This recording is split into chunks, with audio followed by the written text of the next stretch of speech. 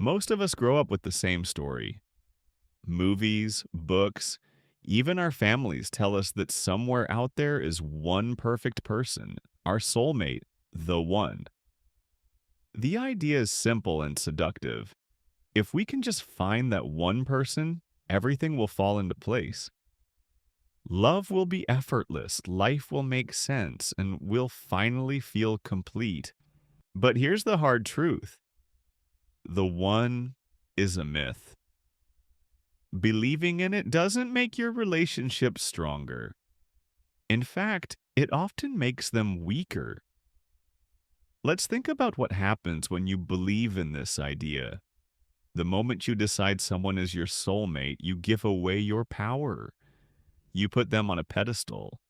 You tell yourself, I can't lose them. They're my destiny. That mindset creates pressure, anxiety, and ultimately neediness. You stop being yourself. You tolerate things you shouldn't. You excuse red flags. Why? Because if this person really is the one, then losing them feels like losing your only chance at love. And neediness is one of the biggest killers of attraction. When you act like your whole life depends on someone else, you push them away. They feel the pressure, the desperation, and they instinctively lose respect. Now, compare that to the reality. There isn't just one person who could make you happy. There are millions of people out there, and dozens, maybe even hundreds, could be a good match for you. Relationships don't work because fate handpicked two souls. Relationships work because two people with compatible values and mutual respect choose to build something together. This is what's called an abundance mindset. Instead of thinking, I have to hold on to this one person or I'll be alone forever, you recognize that you have options. If a relationship doesn't work out, it's not the end of the world, it's just filtering. Someone who isn't right for you moves out of your life, which makes room for someone better suited to you. Think about how different you act when you know you have options. You don't panic if a date doesn't text back right away. You don't beg for attention. You don't sacrifice your self respect to keep someone around. Instead, you're relaxed, authentic, and willing to walk away if things don't line up. Ironically, that confidence and non neediness makes you more attractive, not less. Let's take an example. Imagine two men. The first man believes in the one. He meets a woman and instantly he decides she's it. He texts her constantly, rearranges his entire life around her, and ignores all the signs that she might not even be that interested. Eventually, the weight of his neediness becomes too much and she drifts away. He's devastated, not just because the relationship ended, but because he feels like he's lost his only shot at love. Now, the second man doesn't believe in the one. He meets the same woman, and yes, he likes her. He enjoys her company. But he doesn't make her the center of his universe overnight. He keeps pursuing his goals, spending time with friends and living his life. He's honest about his interest, but he doesn't pressure her. If things work out, great.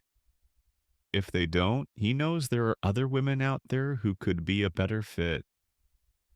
That relaxed confidence makes him far more appealing. And if the relationship does grow, it grows on solid ground. Mutual choice, not desperation.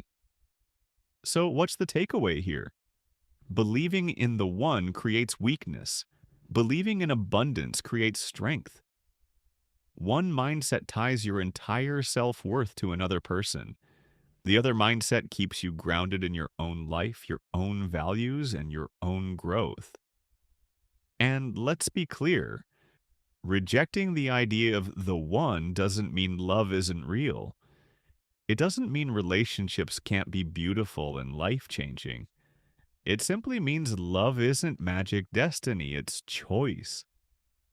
You don't stumble into one perfect person. You meet someone who fits well with who you are and where you're going, and together you choose to keep showing up.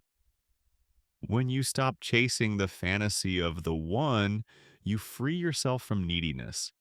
You start asking better questions, not is this person my soulmate, but do we share values? Do we respect each other? Do we want the same future?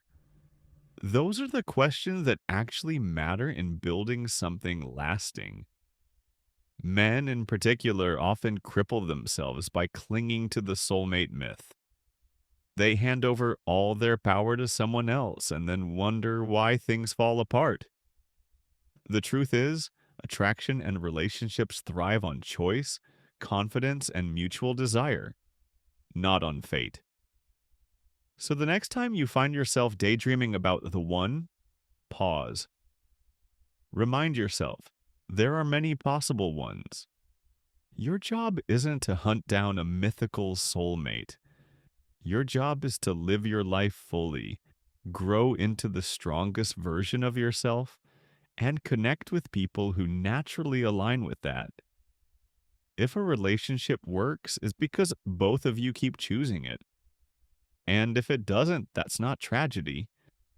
It's clarity. It's life filtering out what's not right so you can move closer to what is. In the end, love isn't about finding the one. It's about finding someone good for you and being good for them in the messy, imperfect reality of life. That's far more powerful and far more real than any fairy tale.